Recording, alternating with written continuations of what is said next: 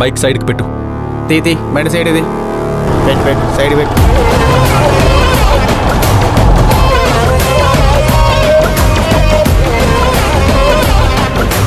ఆ బైక్ని కొంచెం సైడ్కి పెట్టు నువ్వు. అలాగే సార్.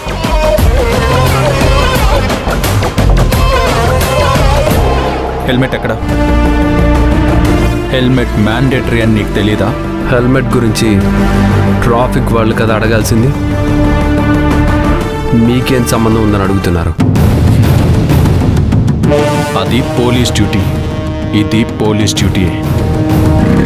సివిల్స్లోంచి ట్రాఫిక్లోకి వెళ్ళేది మేమే, తిరిగి ట్రాఫిక్లోంచి సివిల్స్లోకి వచ్చేది కూడా మేమే.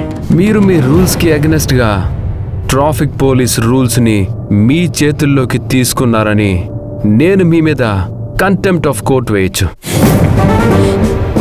నువ్వు అక్కడో ఇక్కడో తెలుసుకున్నా 2 కేసుల గురించి చెప్తున్నావు. మరి నీకు ఏ రైట్ ఉందని వాళ్ళకి వీళ్ళకి పంచాయతీలు చేస్తున్నావు? పంచాయతీలు చేయడానికి నీకేం అధికారం ఉంది?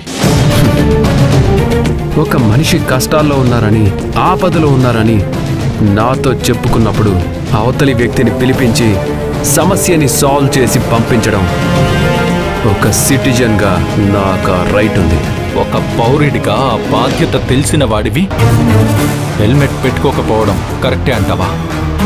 నువ్వు ఎందుకు హెల్మెట్ పెట్టుకోలేదని ట్రాఫిక్ పోలీసే అడగాలని లేదు. రెస్పాన్సిబిలిటీ ఉన్న ఎవరైనా అడగొచ్చు. 2 వీలర్ నడుపుతున్న ప్రతి ఒక్కడు హెల్మెట్ కంపల్సరీగా పెట్టుకోవాల్సిందే.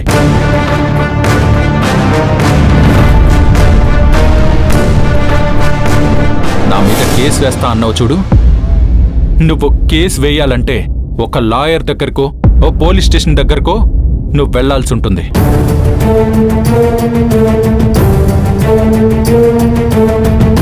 అదే నేను నీ మీద కేసు పెట్టాలి అంటే ఎవరి దగ్గరకు వెళ్లాల్సిన అవసరం లేదు. నీ మీద 2 కేసులు పెట్టి 4 రోజులు సెల్లో కూర్చోబెట్టగలను.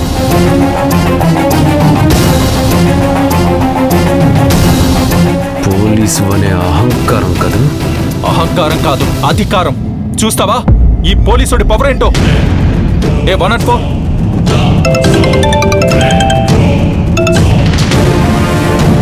హలో,